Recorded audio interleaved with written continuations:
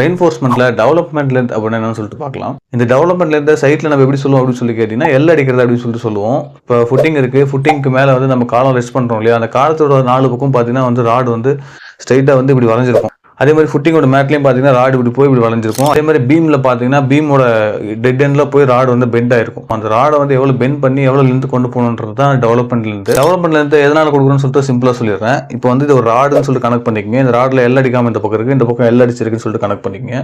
இந்த பக்கம் வந்து இப்படி பிடிச்சிருக்கு அப்படின்னா நான் பிடிச்சிருக்கும் போது ஈஸியாக வெளியே வந்துடும்.